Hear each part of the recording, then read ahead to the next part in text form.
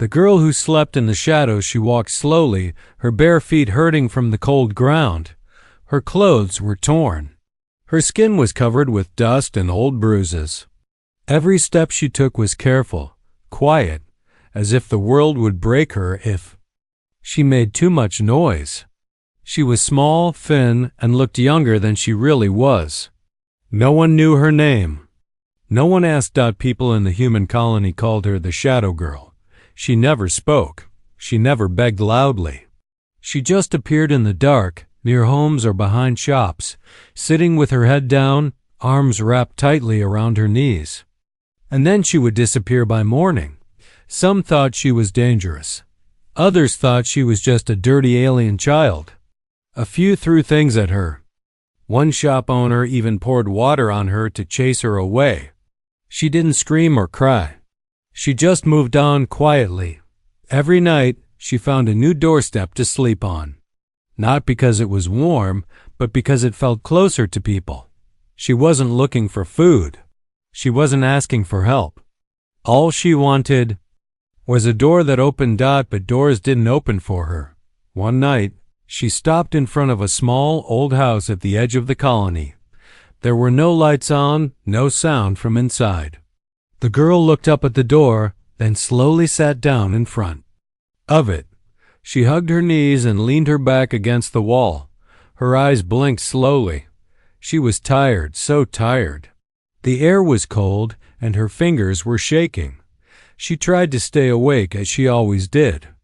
Sleep could be dangerous. Bad people walked at night. Slavers, patrols, strangers with bad hearts. But this night, her body was too weak. Her eyes closed without warning. And for the first time in days, she drifted into sleep. The night passed slowly. At first light, her eyes opened again. But something was wrong. She was not cold. A blanket was covering her. It was thick and soft. Her eyes widened. She touched it carefully, as if it might disappear. Then she noticed. The door behind her was open. Standing just inside the doorway was a human man. He looked tall and strong, but not scary. His face had lines and his eyes looked tired, but kind. He didn't speak right away. He just looked at her with a strange mix of sadness and hope. She jumped to her feet, the blanket falling to the ground. Her body went stiff, ready to run. She had been tricked before. Humans had pulled her in with fake kindness and then sold her, hid her, or locked her in cages. The man didn't move. After a long silence, he said softly, "You can come inside if you want." She froze. No one had ever said that to her before. Not like this, not without anger, not without fear. She looked around. The street was still empty. The sun was just rising, turning the sky gold and pink. A few birds made soft sounds nearby. She looked back at the man, her eyes narrow. "Why?" she whispered. It was the first word she had spoken in days. The man looked surprised that she had spoken. But he didn't answer with a long speech. He just said, "You look like someone who shouldn't be out here." She stepped back, unsure. He bent down and picked up the blanket, placing it carefully just inside the door. "I'll leave this here," he said. "The door will stay open." Then he turned and walked away, back into the house. The door stayed open, just a crack. The girl stood there for many long minutes. Her legs were shaking. Her heart beat fast. Was this a trap? Was he just being kind? To make her trust him? But the warmth coming from the open door felt real. The smell of food inside was soft and welcoming. She had not smelled something so good in a long time. Slowly, she stepped toward the door. One foot inside, then another. The floor inside was warm. A small fire burned in the corner of the room. She saw a table with 2 cups and 2 plates. One plate had food. Steam was still rising from it. He had prepared food for 2. Her hands trembled as she picked up the blanket and held it close. He didn't come back to the room. He had left her alone, free to eat or leave. That surprised her the most. She didn't sit, she didn't eat. She just stood there, wrapped in the blanket, staring at the food. And the open door. For the first time in her life, someone had opened a door for her and didn't ask for anything in return. That night, she didn't sleep on the street. She slept under a roof, in a room with a door that stayed unlocked. But even as her body rested, her mind didn't. She knew the world too well. Kindness was never free. And she wondered, what did this human truly want? She would find out soon. She didn't trust kindness. The warmth of the room felt like a lie. Talai sat near the fire, but her back never touched the chair. Her muscles stayed tight, ready to run if anything changed. Her eyes scanned the corners, the windows, the hallway where the man had gone. Nothing moved. Nothing made a sound. That silence made her more nervous than shouting ever did. The food on the table was untouched. It looked fresh. It smelled good, but she had eaten poisoned scraps before. She knew better than to trust things that looked too perfect. Hunger screamed inside her, but fear kept her frozen. She wrapped the thick blanket tighter around herself as if it could protect her from betrayal. She didn't know this man. Didn't know his name, his past, or his reason for letting her in. No one ever did something like this for free. There was always a cost. She had seen enough to understand that kindness often came before pain. Hours passed, and still, he didn't return to the room. The fire crackled softly. The wind outside hit the walls of the small house, but the door stayed shut, now quiet and safe. Safe? She didn't believe in that word. Not anymore. Finally, she stood up and walked quietly down the hall. Her steps were silent. She had learned to move without sound. The hallway was simple. There was a bedroom door half open. She peeked inside. He was asleep on the floor, not in the bed. A pillow under his head, a blanket over him. Just like he had left for her. That made no sense to her. Why would someone choose the floor when they had a bed? Why give comfort to a stranger? She stepped back, confused. Her stomach growled again. The food waited in the other room. She looked back once more to make sure he was really asleep. Then she returned and picked up a small piece of bread. Slowly, she brought it to her lips. It was warm, real, soft. Her fingers shook as she ate, her mouth filled with tears. Not from the taste, but from the memory of the last time she ate. Something that wasn't stolen. She ate in silence, eyes always on the hallway. When she finished, she sat on the floor near the fire, curled up in the blanket like a cocoon. Her eyes stayed open for hours, fighting sleep, but sleep won. She woke up at first light. The man was already in the kitchen, cooking quietly. When she sat up, he didn't turn around. He just said, "There's more food if you want." She stayed silent. He placed another plate on the table, then sat across from it with his own. He didn't look at her, didn't talk. He just let the silence stretch, calm and open. Finally, she whispered, "Why?" That one word filled the room like thunder. The man looked at her, his eyes calm. "Because I saw my daughter in you," he said simply. "She was taken a long time ago. Maybe this is my chance to do what I couldn't before." Talai blinked. The name was unfamiliar. Daughter. She had never had a family. Never been anyone's child. Her breath caught in her throat. "Eat," he said softly. "Then decide if you want to leave. The door will stay open. You're not a prisoner." He stood up and left the room again. Talai stared at the food. Something inside her broke. The wall she had built for years started to shake. Later that day, she looked around the small house. It was simple, quiet, but full of small details. Photos on the wall, old books, a coat hung neatly near the door. This was a place someone had lived in for a long time. A place someone had loved. She sat in the corner, holding the blanket close, trying to make sense of her thoughts. She remembered cages, hard floors, nights with no sky. She remembered cruel hands and metal doors that never opened. And now, suddenly, she was here. Safe? Maybe. But her heart wasn't ready to believe it yet. That night, the man gave her a choice. "You can sleep here," he said, pointing to the couch. "Or leave. I won't stop you. I won't follow." Talai stood at the door, looking out into the cold, dark street. The stars above were quiet. The world outside hadn't changed.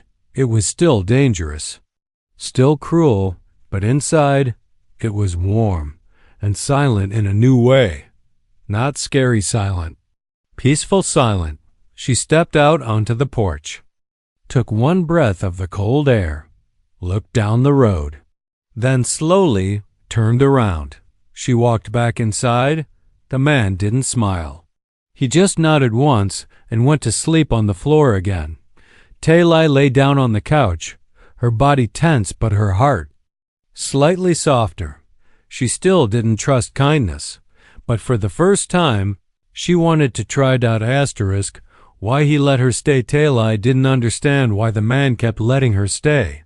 He never asked for her name, never told her to work, never locked the door. That alone made no sense to her. People like him didn't exist in her world, not without a hidden reason. But he acted like she belonged there, even when she didn't believe it herself. One morning, she finally spoke again. Her voice was soft, almost scared of itself. She sat across from him at the table, eyes low, and said, "Talai, my name is Talai." The man didn't react much. He just nodded slowly like he'd already known. "I'm Jace," he replied. "Glad to meet you, Talai." She looked at him, confused. He said her name like it was normal, like it meant something.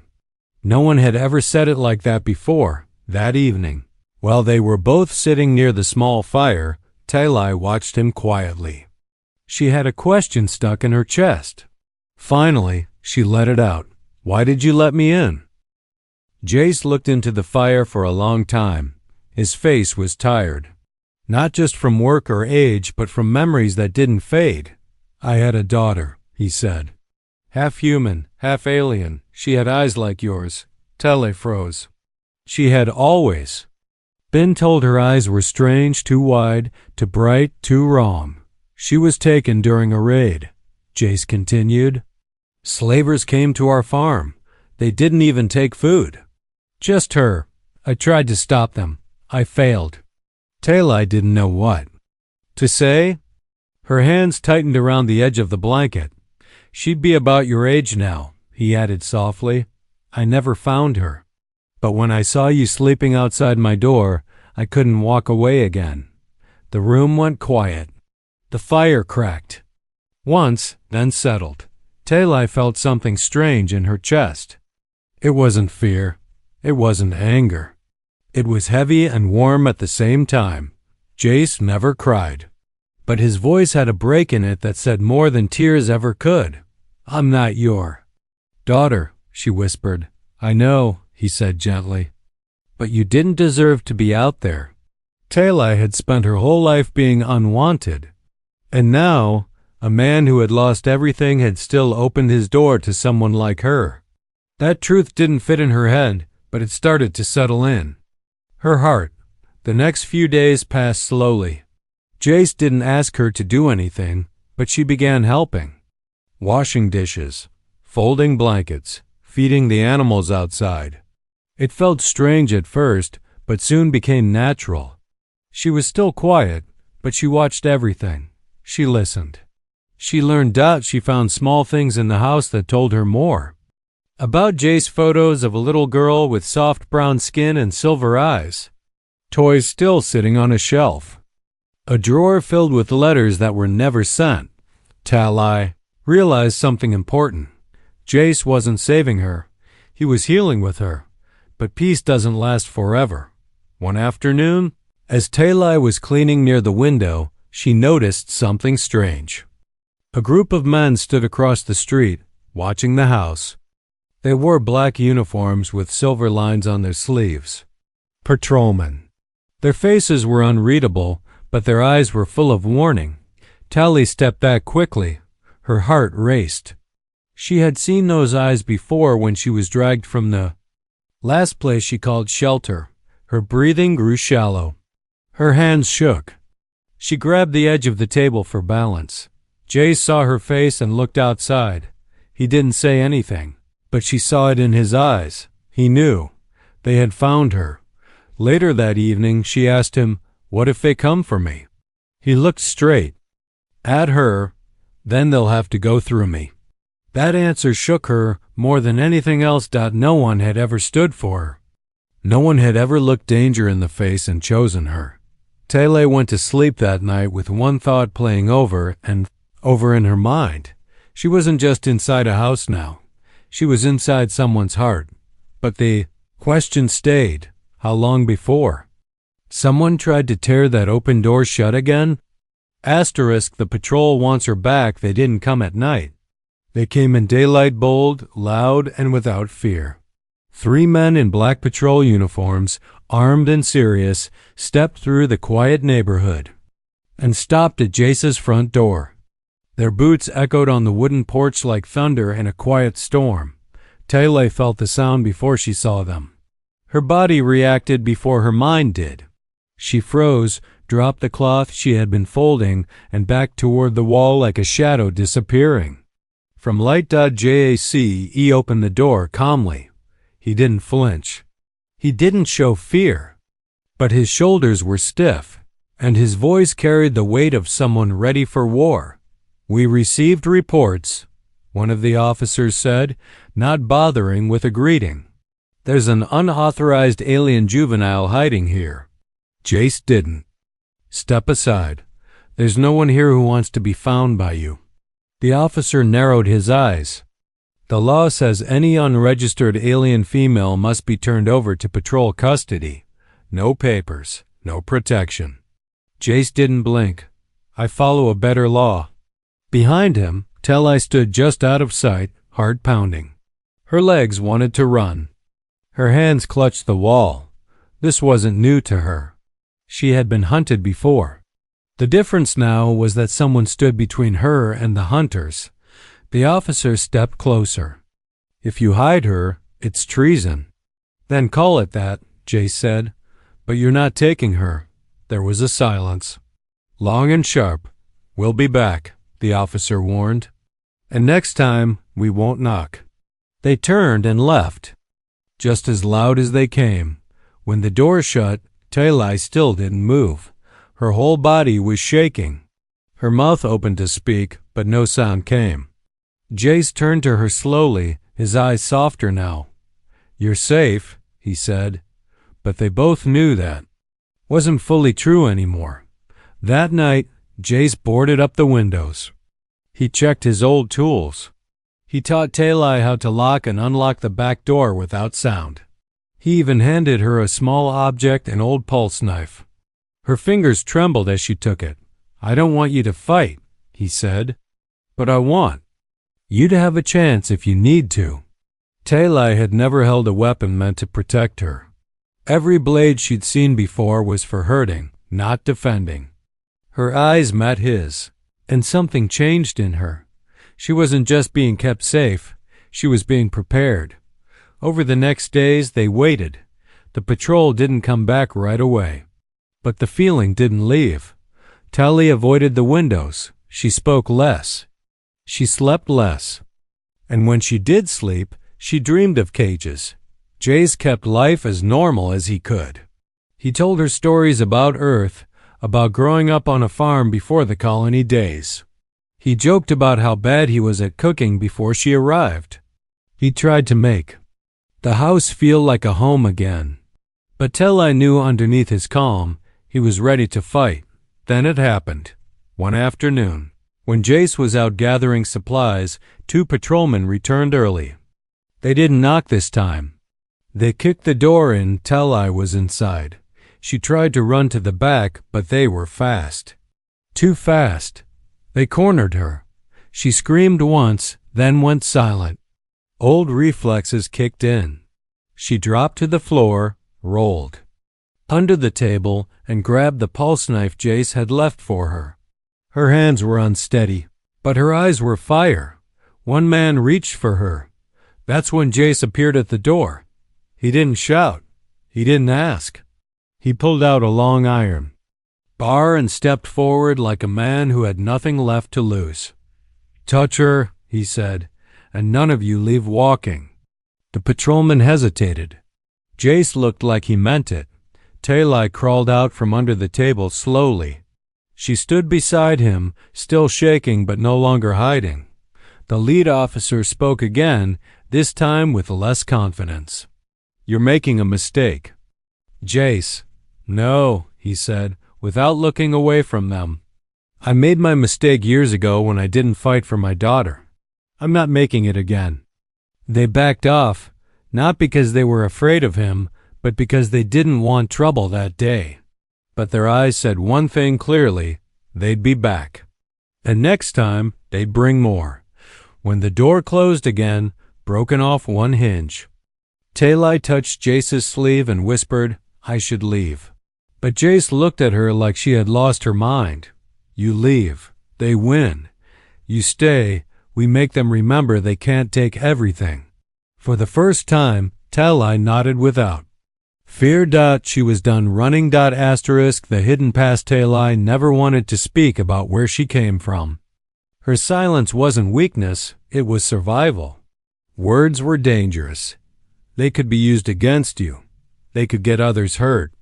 But after what happened with the patrol, something inside her began to shift. The old fear didn't go away. It just found a new shape. And with Jace still standing beside her, stronger than the laws trying to break her, she finally felt something she had never felt before. Permission to remember. They sat by the fire that night, both quiet. The door still leaned off its broken hinge, but Jace hadn't fixed it yet. He said, "Let it stay that way. It reminds me how fast things change." Talai sat on the floor, legs crossed, blanket wrapped tight around her shoulders. Her eyes stared into the flames, and then, without warning, she spoke. There were camps, not prisons worse. Places where no one had names. Only numbers. Her voice was flat, not broken, not trembling. Like she had practiced this story in her mind for years, but never let it out. They took girls like me from small colonies. Said we were born with strong genes. Said we were valuable. We were just experiments. Jace's fists curled in his lap. Talai continued, slow and steady. My sister was stronger than me. Taller, braver. She tried to fight them when they took her. She didn't survive. Her voice cracked only once. I didn't fight. I obeyed. I watched. I waited. Jace didn't speak. He knew this wasn't a story that needed interruption. One night, during a system failure, a guard forgot to lock the cage. I ran. For days. I don't even know how I made it this far. I just followed light. Found your colony. Found your door. Jace leaned forward, his voice gentle. You didn't obey. You endured. That word struck something deep in her. Endured. No one had ever said that before. They called her lucky, or weak, or unimportant. But Jace saw something different. The next morning, Jace brought out a storage crate from a hidden shelf under the floor. Inside were old training devices, basic defense modules, and one damaged blaster. He placed them in front of her like offering tools to a warrior. I want you to be able to defend yourself next time, he said. I'll teach you. Talai hesitated, then nodded. Every day, after chores and meals, Jace trained her. Not with anger, but with purpose. He showed her how to disable weapons, how to slip from tight holds, how to read someone's body before they moved. Talai absorbed everything. Her movements were quiet and fast. Like she had always been preparing for this, But she wasn't just learning to fight, she was learning to live. In between training, Jace taught her other things. How to fix broken wires, how to grow food in dry soil, how to read human text. And when she couldn't sleep, he taught her how to play an old string instrument he kept in a case under the bed. At first, she only touched the strings softly, like they might snap. But soon, soft music began to rise from her fingers that it surprised both of them. One afternoon, Tale caught her own reflection in the window. She stared at the girl looking back. At her, still thin, still scarred. But there was something new in her eyes' fire that hadn't been there before. That night, she asked Jace, "Why are you really helping me? It can't just be because of your daughter." Jace looked at her with tired but honest eyes. "Because the world already took too much from me. I won't let it take you too." She didn't reply, but she didn't need to. She stayed beside him a little longer that night, but safety is a short dream in a world like theirs. Noise came 2 nights later, a sound that made Tali freeze mid-step. Outside, in the distance, they heard a ship landing, not a transport, not a trade ship. Military grade. Quiet, heavy, and full of purpose. Jace looked out the window and said 2 words that made her stomach twist. "They're back." Only this time, they weren't knocking Dot, and this time, Tali wasn't hiding Dot asterisk. They came with chains. It began with silence. Not the quiet kind that brings peace, but the heavy kind that warns of a storm. Tali woke before dawn, heart racing for no reason she could explain. She sat up on the couch, the blanket sliding to the floor. The wind outside had stopped. Even the birds, always early with their soft songs, were gone. Then she heard it, a low hum, deep, cold, mechanical. Not just one ship, several dots. She rushed to the window. Black shapes descended through the gray morning mist. Patrol dropships, armored, marked with government seals. Not local enforcers this time. These were higher, meaner, sent when the regulars failed. Jace was already up. He didn't speak. He didn't panic. He moved like he had expected this day to come. In a way he had. He handed Tale a small bag. "Go. Through the back. Follow the ridge path. Stay low. Don't stop." She shook her head hard. "I'm not running again." "They'll take you. They'll kill you," she said. He paused, then gave a soft smile. "That's not their choice." Before she could argue, the door exploded inward with a sharp blast. The force knocked her backward. Splinters flew. Smoke filled the room. Jace pulled her behind a wall as 5 armored soldiers stormed the house. Their weapons weren't aimed. They were ready to fire. A voice shouted through the smoke, harsh and commanding. "Alien fugitive, surrender now." Tali's breath caught. Her legs trembled. But she didn't fall. Not this time.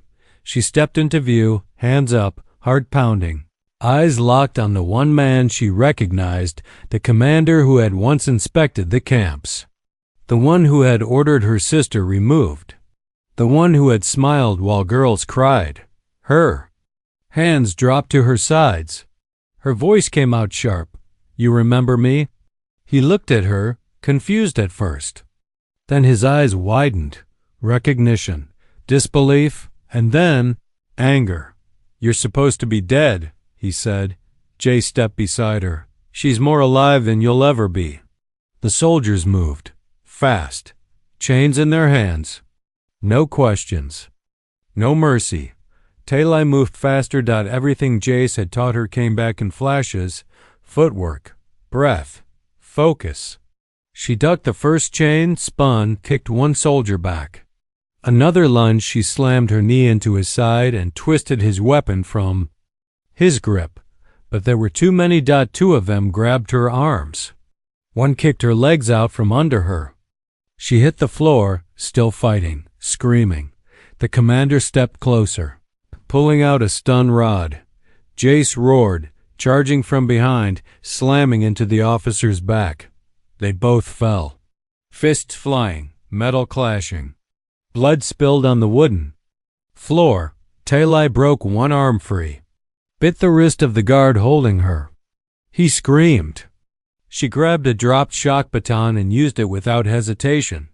Jace got up, bleeding, breathing hard, but standing. More soldiers stormed in, this time with nets. Talai yelled, "No!" as they wrapped her up, dragging her like an animal. Jace ran forward, but they struck him down with a pulse shot to the chest. She screamed his name.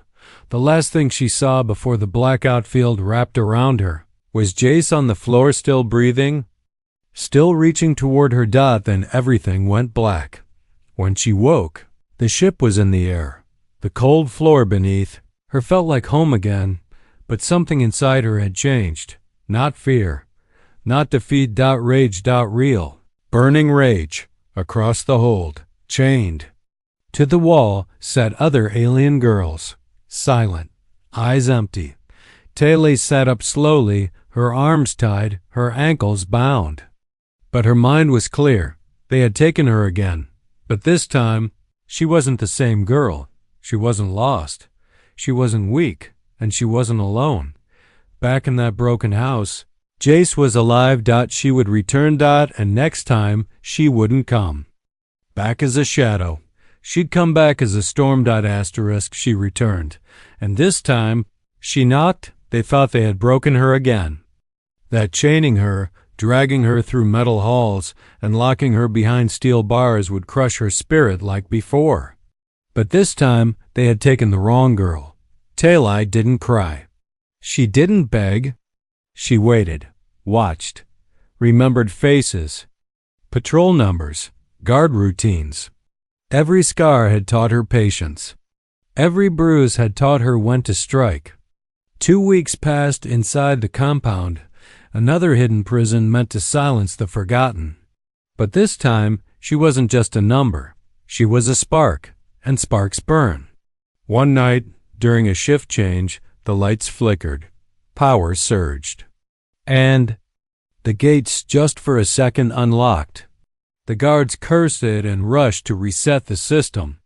They didn't realize until it was too late. The first explosion came from the outer barracks. The second near the shuttle bay.